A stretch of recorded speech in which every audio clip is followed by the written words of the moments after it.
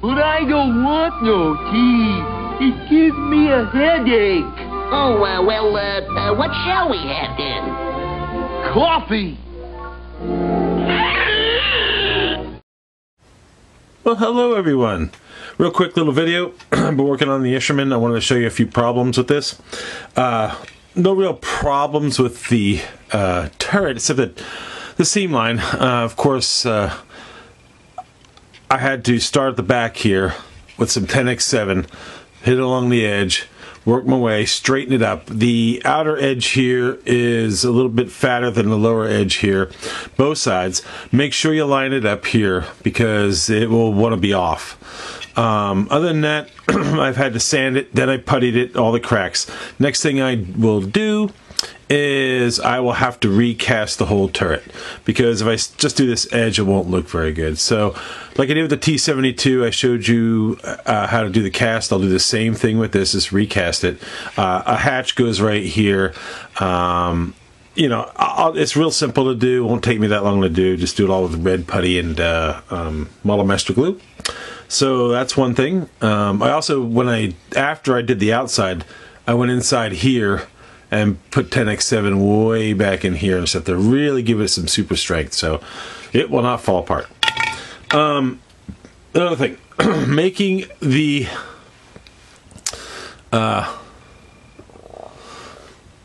muzzle brake, making that is fun.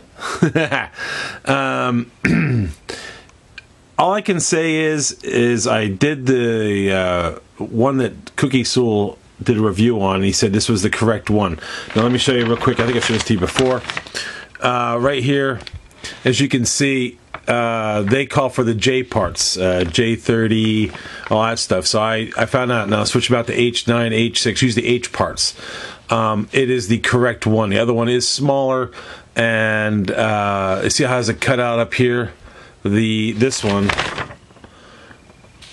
does not have that cutout back here.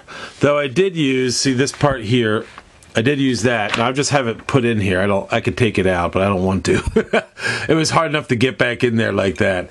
But what I do is I will work with this, make it perfectly straight, make sure it lines up like this before I glue it all in, and make sure it's true and centered, which it really kind of is, but I just want to make sure it's perfect. I cut out the front mantlet here, and the only I didn't like was down here where the sprue attached. I really had to be very careful, and I goofed it up a little bit, but it's not going to be that noticeable. It's really not goofed up, but I hit it with some 10x7 and smoothed it out. It's fine. What else? Oh, the back end here did not go together too well. It went together all right. I had to tack it on with Model Master glue. The problem was this part here was warped. The back end was fine. Trying to make it match so that I could put the engine deck on later and not have it pop up too much was the tricky part. Actually, it fits in like this. Like that. Now, the only thing is when I get that update set, it will be it gives you another engine deck. I have to check and see if this is a 73 version. I think it's 67. It has to do with the louvers right here, I think, is the big difference. They do give me another engine deck. Let me see if I can find it real quick. Where is it? Hold on. They do give me this one. And the difference is, which I don't think this is it, because it's extended back, so it's a different M4. It's an M4A3 or A2. I don't know which engine deck it is, but this is the wrong engine deck, of course. You can see how much longer it is. It won't fit there. So, no big deal. I will check and see in the update kit if the update in resin matches this. If it's got, I think it's got more louvers, and that was a difference back here. I know that you have to take on the other engine deck, but it's made for the Tamiya kit, but I can modify it. You take the new resin one, and the same covers that go on here will go on the resin one that you use from the kit. No big deal. What else was I going to show you? Oh, the problem with the other thing is this has the fit just like all the rest of them do, but It does fit in. I've got it fitted in pretty good. You can see some gaps, no big deal. That'll all be filled in. The bigger part is being able to fit this part in with all the bolts, and I think it's going to be pretty close.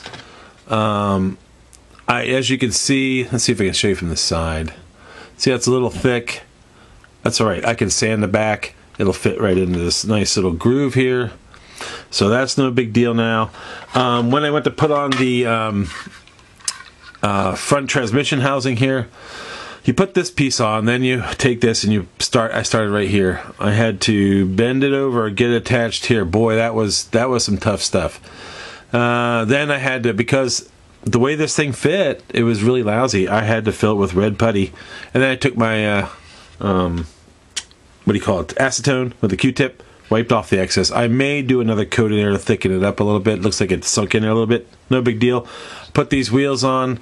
I'm not going to put on the other two returns because they're larger, and I want to wait till I get the tracks in before I put them in. So that's no big deal. Oh, and the back end. Why Dragon does this? They did it for my mouse tank, and I don't understand. But they leave things optional. Oh, you know, make it whatever you want. Well, this fits in there like this. It's got a little octagonal shape here. In the manual, or in the instructions, they show you to put it down like this. Well, if you do that, your rear wheels are too low. See, they're not supposed to be that low. They're supposed to be about the height of that. So you have to make sure, always verify yourself and everything like that with drag and stuff to a degree. It's supposed to be high like that. Now, as you can see how much higher it is? That's what it's supposed to look like. That's the highest I can get it. So that's what you want to do for the Isherman. Now, like I said, this kit is a mixture of a Sherman from different other kits. They've just updated to make it for the Isherman, so you're going to get a lot of extra parts, even though it's 750 parts or whatever it is. A lot of them are duplicates for other tanks, so they can just switch certain sprues out. Like, you know, here, look at this. Oops, hold on, let me see if I can show you that. Look at that one. You know, so that's for definitely another kit. Here's the one for the Isherman. You can see how much rounder it is and everything else. Also, you got another here for your canvas cover. This is the one I'm supposed to be using, which fits right in. And you see it's rounded up top here and that stuff. I've got to glue these two together like this. Or wait, like this. So, what I will do is I will glue this on. Make sure it fits into here all right. Like that. I'll glue the bottom on with it. Then I'm going to take tissue paper and go around with the tissue paper on both pieces. Use white glue and water. Dab it on and let the tissue paper soak on. That, once I get these glued together and oops, I'm off camera. Once I get these glued together like this and I get that seam filled, and then I'll also use some red putty on there and fix it up. Then the tissue paper will not only hide that, but it will also make it look better. It's, you know, you get the tissue paper on there first. You do about one coat, and then excuse me, and then you do a second coat of the white glue and water, and you can thicken it up a little bit, You really want it to take a texture of canvas look on it. And the more coats you put on of white glue and water, it tends to well, I got a frog in my throat tonight. Excuse me. The more you put in the white glue and water, it will make it thicker. Not really thicker. I can't. It just makes it look more like canvas. It doesn't look like tissue paper after a while. So take your time. It's going to take a day or two because you got to let it dry between coats. But you can use a blow dryer if you want. Maybe sometimes that's what we do. Hit a blow dryer, you know, and just, you know, it takes a few minutes to heat it up, get it dried out maybe, let it sit for a while, then do another coat. I've done it on 3 different models. I've done it on a Sherman, on a Merkava, and I've done it on an M-48, and it works really well. And then what you do is, like, this one's good because you can go around the edges. On the other ones, I had to put it on, then cut out along the edges so I could put the clamps on. Well, this one has clamps too. Now, the update set, I think, comes with photo etched clamps, so I may take these off. I've got to look at the pictures again. If it does, I'm taking them off and I'm using the photo etched ones. Or I can even make my own. I have Grant Line bolts. I have styrene, so I could actually make these myself. Make this come over the lip, attach to it better. Put some Grant Line bolts on if I want to make it like more authentic. I'll look at pictures and see. But other than that, I just want to update you guys on what I've been doing.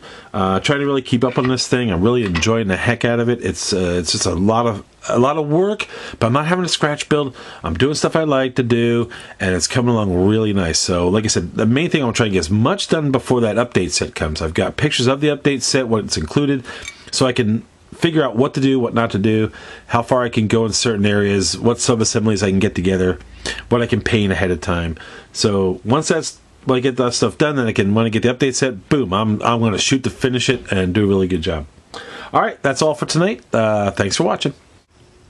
Hey, real quick update. I forgot to mention, when these parts here are this part right here, okay? You have two of them, one here and one here, okay? And these parts are very, very fragile. They look just like this other set. Oh, I'm sorry. And when cutting these out, please, hold on, let me make sure something, hold on. There we go. Sorry if that appeared on the screen. When cutting these out, cut back here. Cut them off very, very lightly. Or if you use a hand saw, whatever, these little tiny pieces here will break off. I should know. I broke them off in 3 different areas just by holding on to them while trying to sand. I would recommend that you hold them with tweezers after you pull them out. Hold it like this, you know. Let me hold on. Let me see if I can do this. I won't do it actually, but hold on to that like that, and then any excess that you have here after you cut it off, definitely be very careful when you sand it. Sand it that way while you're holding that piece. I hope I'm showing this all right.